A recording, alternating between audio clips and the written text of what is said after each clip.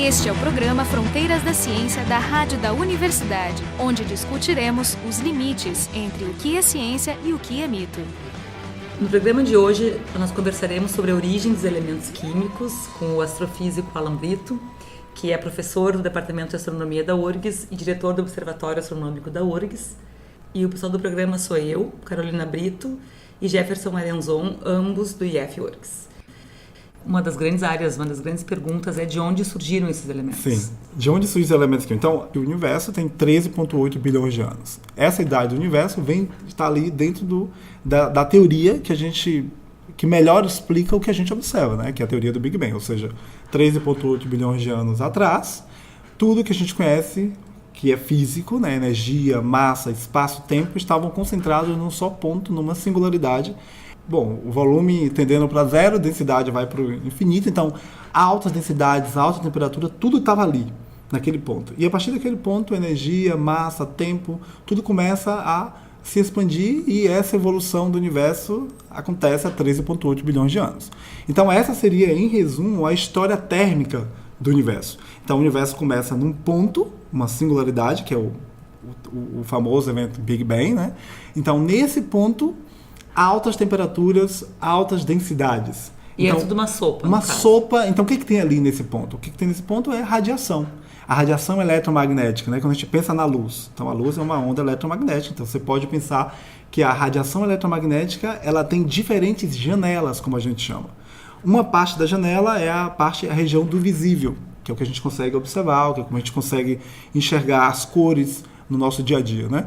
Outra parte do espectro eletromagnético pode ser, por exemplo, as ondas de rádio, o infravermelho, o ultravioleta. E lá nessa sopa, no início do universo, o que dominava era uma parte da radiação eletromagnética que a gente chama de raios gama, ou seja, é uma região de altíssima energia. Então, quando esses fótons, que são as partículas, né, que descrevem o campo eletromagnético, quando esses fótons se encontram, desse encontro de fótons de altas energias, de raios gama, são produzidas as partículas. Por exemplo, forma-se o elétron, e para todo elétron vai formar, por exemplo, a antipartícula do elétron. E assim acontece para outras partículas. Então, do encontro de fótons de altas energias, surgem as partículas e as antipartículas. Então. São as partículas elementares que vão formar os átomos, porque prótons, nêutrons e elétrons formam os átomos na tabela periódica. E quando essa partícula e essa antipartícula se encontram, novamente, desse encontro, há aniquilação, gerando radiação eletromagnética. Então, nos primeiros minutos da vida, entre aspas, do universo, a gente tem esses encontros frequentes. Dentro dessa teoria do Big Bang, o que também a gente precisa responder é em que momento dessa história do universo o número de antipartículas superou o número de partículas. Porque se para cada partícula se cria uma antipartícula, alguma coisa aconteceu para que o número de partículas superasse e a gente possa estar aqui hoje conversando. Nos 3 primeiros minutos da vida do universo, da história térmica do universo, hidrogênio, hélio e um pouco de lítio são formados, exatamente porque o universo tem temperaturas e energias suficientes para que isso aconteça. Energia e massa estão relacionados pela velocidade da luz ao quadrado, né? Einstein ele popularizou essa equação para nós. Então, energia é igual a m vezes a velocidade da luz ao quadrado, onde m é a massa. Então, energia e massa são equivalentes. Fótons de altas energias gera matéria, massa. Essas matérias, quando se encontram, se aniquilam, formam energia, radiação eletromagnética novamente. Então, essa relação de construção, né, de criação e de aniquilação de partículas, a gente conhece bem, do ponto de vista teórico, e a gente também consegue simular experimentalmente, a partir dos aceleradores de partículas, alguns desses processos. O fato é, hidrogênio e hélio e um pouco de lítio são formados nos 3 primeiros minutos da vida do universo, porque as temperaturas altas garantem essa produção. Só que quando o universo está evoluindo, ele está se expandindo. Como ele se expande, a temperatura está baixando. Então, depois de 3 minutos, a temperatura já baixou o suficiente para que outros elementos mais pesados sejam formados. Então, por isso que o universo não forma elementos mais pesados nos seus primeiros 3 minutos. Então, essa é uma pergunta que eu queria te fazer. O primeiro autor que eu identifiquei que se fez essa pergunta, ou pelo menos que publicou um artigo com esse título, A Origem dos Elementos Químicos, Spur and Gamow. Ah, ok. Isso aí é 1948, mais ou menos? Isso. Eles tinham proposto uma nucleossíntese de quase toda a tabela periódica logo depois do Big Bang. Então, hoje isso se sabe que não foi assim, né? A ideia do Big Bang, ela surge em 1929, quando Hubble, o famoso Hubble, né, ele mostra para nós que o universo se expande. Por quê? Quando ele encontra aquela relação entre velocidade das galáxias e a distância das galáxias, quanto mais distante a gente vai, mais velozes são essas galáxias. Então isso significa que o universo está se expandindo e em algum momento no passado, todo mundo estava junto. E quando a gente usa essa relação V, velocidade das galáxias, igual a uma constante, que é a famosa constante de Hubble, vezes a distância, quando a gente faz essa relação, usando física, que a gente vê no ensino médio, na Física 1, você consegue determinar com certa precisão a idade do universo. E essa idade é aproximadamente 13,8 bilhões de anos. Né? Então, a ideia de que o universo se expande é de 1929. Então, se o universo está se expandindo, ele teve um início.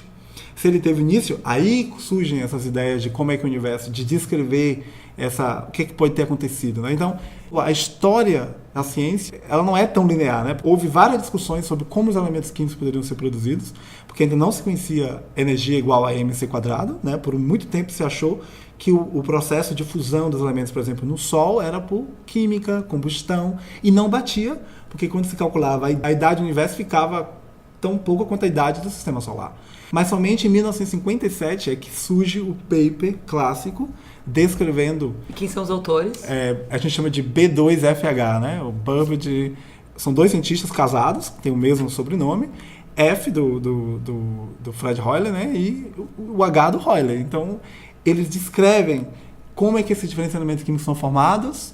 Aí eles já classificam ali a nucleossíntese primordial, que seria a nucleossíntese para explicar hidrogênio, hélio e um pouco de lítio nos 3 primeiros minutos. E toda a outra parte dos elementos mais pesados do que lítio é o que a gente chamaria de nucleossíntese estelar, porque a gente sabe que os outros elementos mais pesados são produzidos principalmente no interior das estrelas. Então, hidrogênio, hélio e um pouco de lítio nos primeiros 3 minutos. O universo continua se expandindo. Quando o universo alcança a idade de 380 mil anos, o universo BB, ali acontece um evento físico importante. Antes do que a gente chama, né, da recombinação, que é essa linha divisória, a gente chama da região do domínio da radiação. Então a matéria não pode agregar. O universo se expande, mas a gravidade ela é atrativa. Porque a gravidade não pode juntar, porque a radiação não deixa.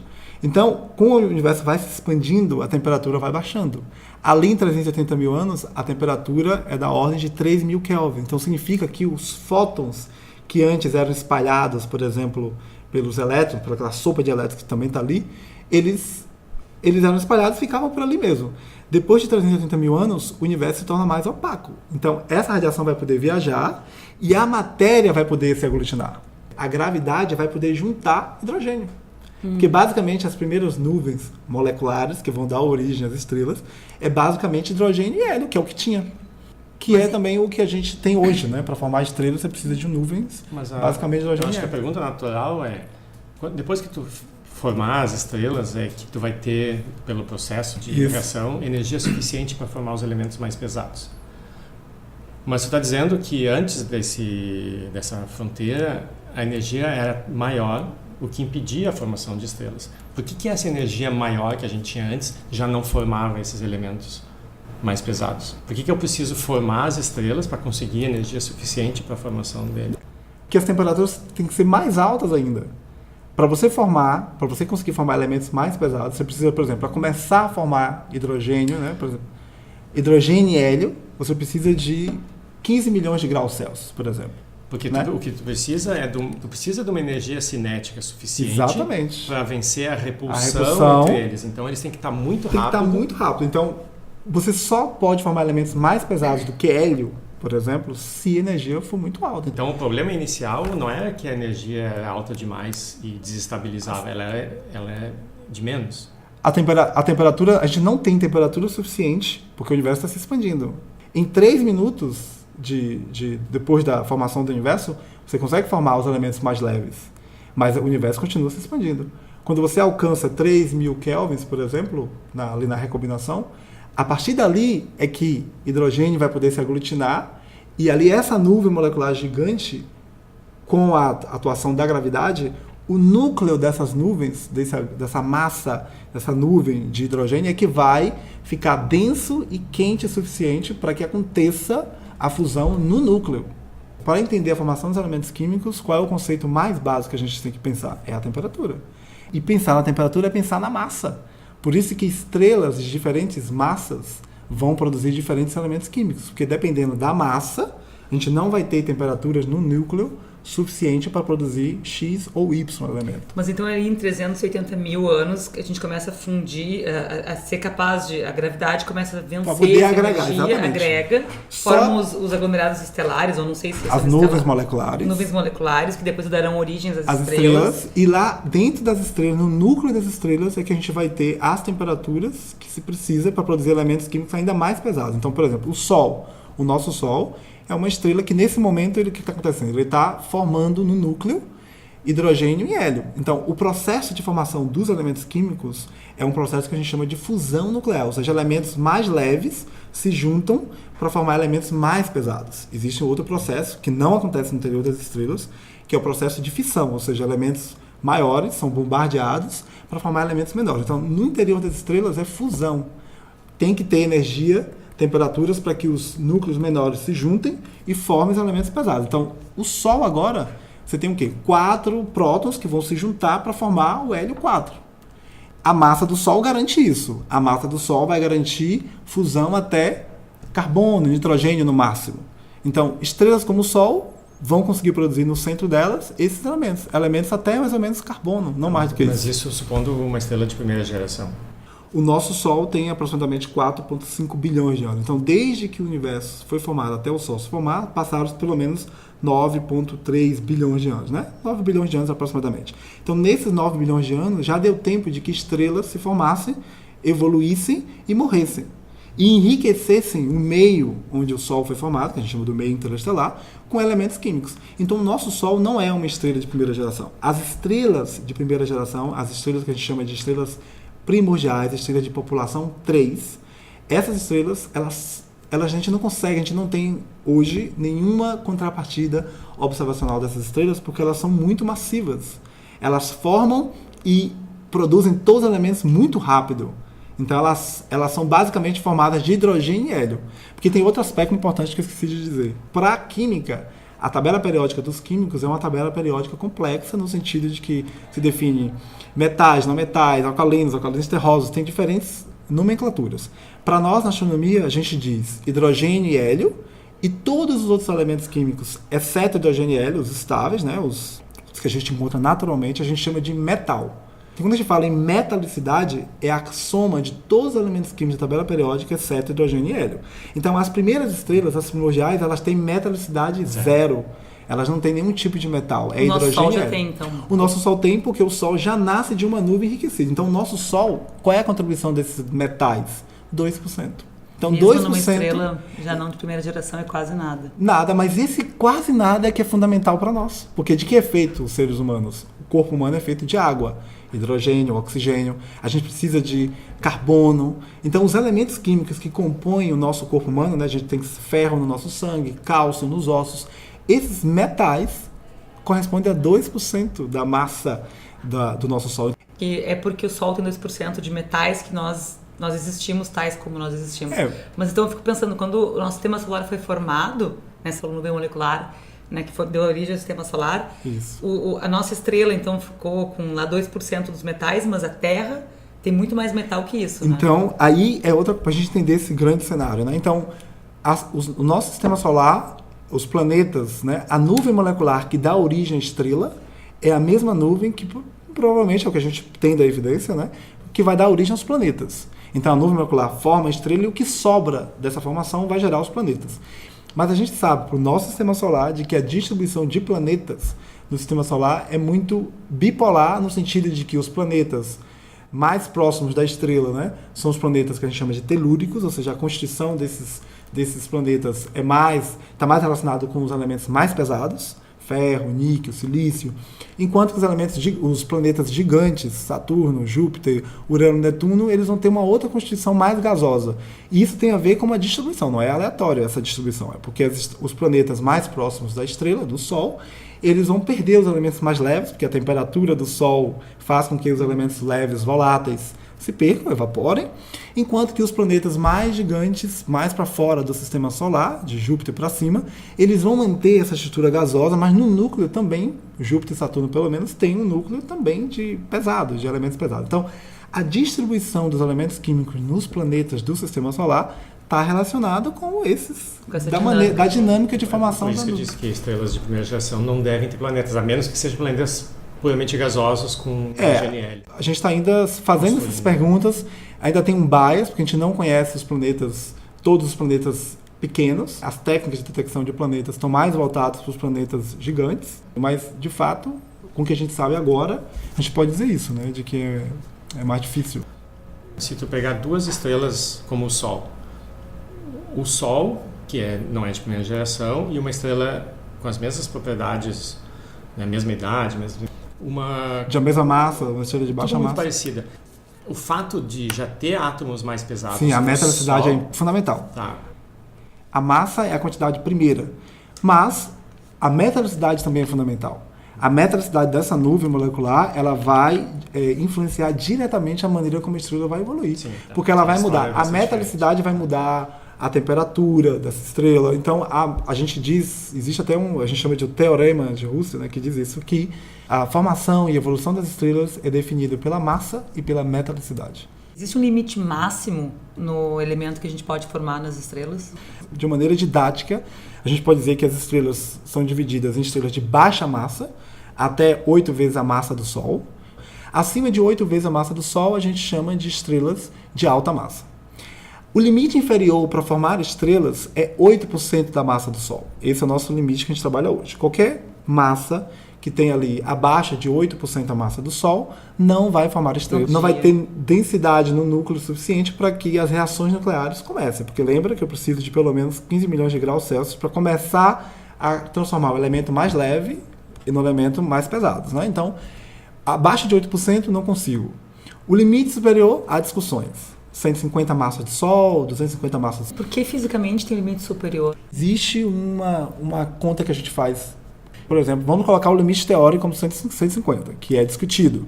Então, digamos que um objeto se formou com acima de 150 vezes a massa do Sol, ele rapidamente vai evaporar, que é o que acontece com as estrelas lá primordiais. Elas já são muito massivas, então elas formam a formação dos elementos, só que é tudo muito rápido.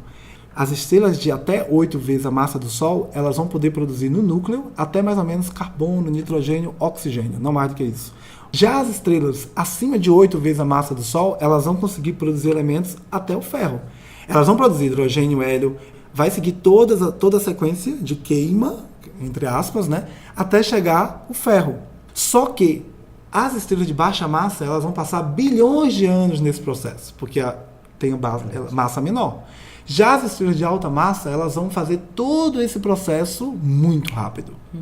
Vai ser numa escala rápido de milhões de anos. Então, o nosso Sol é uma estrela de baixa massa, ele já viveu 4,5 bilhões de anos e vai passar provavelmente mais 5 bilhões de anos convertendo hidrogênio em hélio, para então passar para as seguintes fases, que são mais rápidas, porque a massa já foi queimada. Então, quanto mais gorda é a estrela, gorda entre aspas, mais rápido ela vai viver, e quanto menos massiva, mais lenta ela vai viver. Então, a gente pode dizer que o ferro é o elemento máximo que a estrela vai conseguir produzir no núcleo. E somente as estrelas acima de 8 vezes a massa do Sol vão poder produzir ferro no núcleo.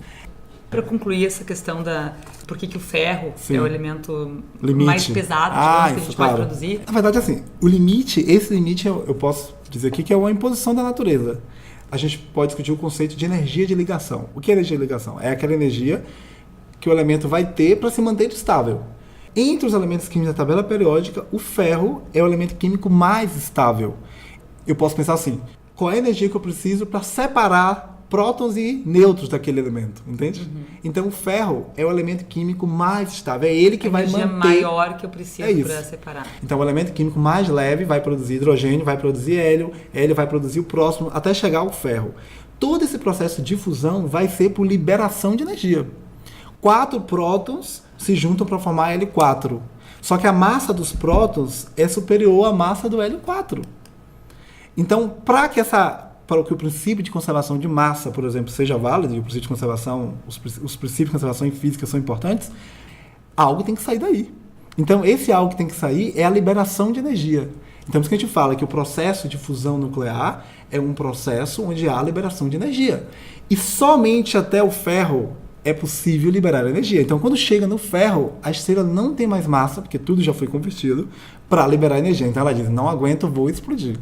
Como é que se formam os elementos mais pesados que o ferro? Então, as estrelas acima de 8 vezes a massa do Sol, a gente pode dividir em 2 grupos. Aquelas estrelas até 25 vezes a massa do Sol, né? Entre 8 e 25 vezes a massa do Sol, elas vão explodir como supernova tipo 2 e o que sobra da explosão vai virar estrela de nêutron. Já as estrelas acima de 25 vezes a massa do Sol, até o limite superior que eu já expliquei, essas estrelas, o que sobra da explosão vai virar buraco negro. Só que na explosão de supernova tipo 2, é lançado no meio interestelar uma grande quantidade de elementos do pico do ferro, porque eram os elementos que estão sendo produzidos nessa estrela, né? Então, vai ter muito cobalto, níquel, ferro, mas essa sopa de partículas está cheia também de prótons, de elétrons. Então, prótons e elétrons, quando se juntam, formam nêutrons. Então, nessa sopa, com a explosão e nessa produção de nêutrons, essa sopa vai estar cheia de nêutrons. Esses nêutrons serão capturados pelos elementos sementes, como a gente chama, que são os elementos do pico do ferro. Quando os elementos do pico do ferro capturam os nêutrons por processo de desintegração, eles vão decair e vão formar elementos ainda mais pesados do que o ferro. Então a gente chama esse processo de formação de elementos mais pesados do que o ferro de captura de nêutrons.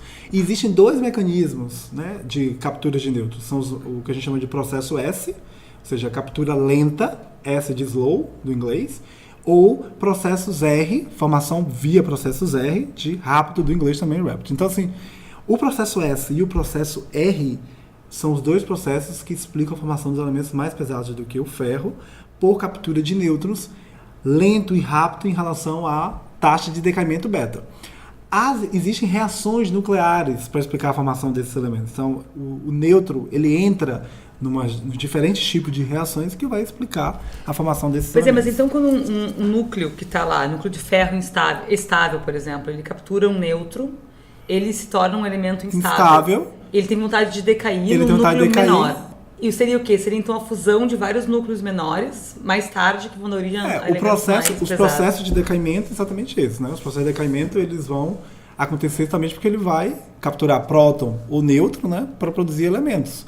Então a gente também tem produção de elementos pesados nas estrelas de baixa massa também, mas não no interior. É o que a gente chama dos processos de pulsos térmicos nas estrelas que a gente chama AGBs. É um tipo especial de estrelas de massas ali acima de 3 vezes a massa do Sol. A atmosfera dessas estrelas pulsa por uma questão de física que eu não posso detalhar aqui, mas na atmosfera, com a pulsação da atmosfera dessas estrelas, os mecanismos de capturas, né, de processos S e R também são possíveis de acontecer ali. Eu fico na dúvida porque tu tem um ferro, né, que tem um núcleo atômico lá com Z igual a 26. Daí tu faz uma fissura. Então ele fica com um elemento atômico, um número atômico menor. Tá, como é que esse cara gera um chumbo? Então esse ferro 56, por exemplo, ele vai capturar um nêutron e aí vai se desintegrar. E nesse processo de decaimentos é que vai conseguir produzir elementos mais pesados. Mas como é que ele decai e forma mais pesados? O nêutron sozinho, ele decai num próton. É que assim, para tu capturar um nêutron é muito mais fácil porque não tem repulsão. E aí tu pega um monte de nêutron. Um monte de nêutron. E aí alguns vão decair e já estão lá dentro. Já lá dentro. E aí se transforma num elemento mais... Isso aqui é uma sopa de prótons que estão capturando elétron, que vai se transformar em nêutron. Então, quando você vai para a curva de abundâncias químicas, esses elementos pesados, eles são bem raros. Qual é a proporção, digamos assim, o elemento mais comum no universo? Os 2 elementos mais abundantes são hidrogênio e hélio, porque eles são os elementos primordiais, são os primeiros a ser formados. Então, 75% do universo primordial é hidrogênio, 25% é hélio. Com a formação dos outros elementos, então no nosso Sol, por exemplo, 2%. Então, no sistema solar, 2% são os elementos pesados. Depois de hidrogênio e hélio, o terceiro elemento químico mais abundante é o oxigênio. Que a gente está aqui discutindo como se tudo estivesse fechado, mas nem tudo está fechado. Então, por exemplo, hidrogênio, hélio e lítio, né? Eu falei lá no início que lítio ele é primordial. Parte do lítio é primordial, mas outra parte do lítio é formada nas estrelas. Só que lítio é um elemento muito leve. À medida que ele é formado na estrela, ele é destruído também porque a atmosfera das estrelas muito quentes acaba destruindo o lítio. Então, hoje na astrofísica existe o problema do lítio. O lítio que a gente observa, ele não bate com o lítio previsto pela cosmologia, pelo lambda CDM, né? O modelo padrão de matéria escura e energia escura. Então, a abundância primordial de lítio não bate com a abundância de lítio que a gente observa nos lugares mais primordiais do universo, entende?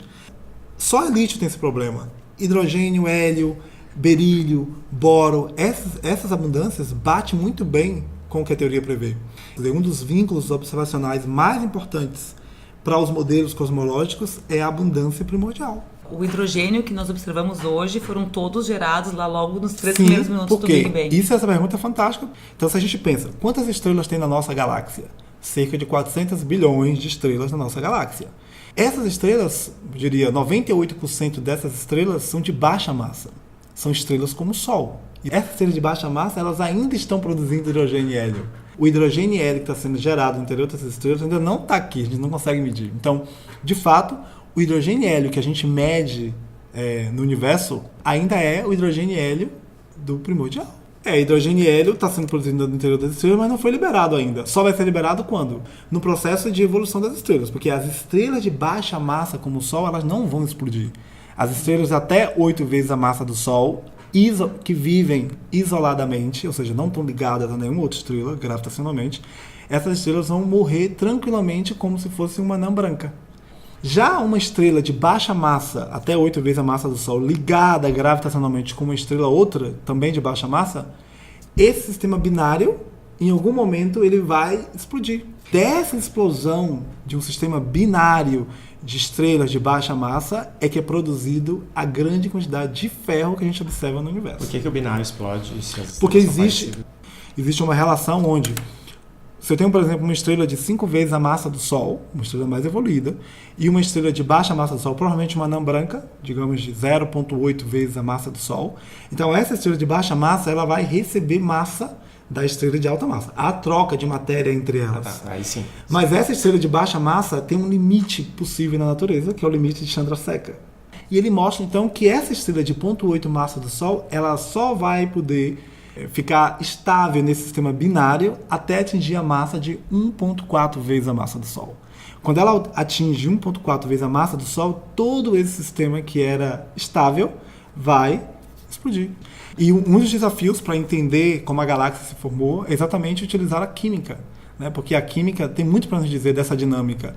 Esses processos explosivos são processos que a gente chama de feedback. Eles lançam informação no meio interestelar, eles modificam a formação das estrelas. Então, as estrelas, como o Sol, elas não vão explodir, mas elas vão perdendo matéria ao longo da vida delas. É o que a gente chama de vento estelar. Então, o vento estelar é essa matéria, essas partículas que a estrela vai perdendo ao longo da vida e que vão retornar para o meio interestelar e que vão ser fundamentais para dar origem a outras estrelas nesse ciclo de evolução da nossa galáxia e do universo, né? E o poético é que todo esse material que as estrelas ejetam, todo esse pó estelar, vai acabar nos formando. Sim. Assim como vai formar todo o lixo que existe por aí também. Exatamente. As estrelas... Que poeta que Jefferson, é incrível. As estrelas, a gente diz isso, né? Que nós somos filhos das estrelas literalmente, porque os elementos químicos que compõem o nosso corpo, né? Eles foram produzidos nas estrelas. O oxigênio é o terceiro elemento químico mais abundante do universo.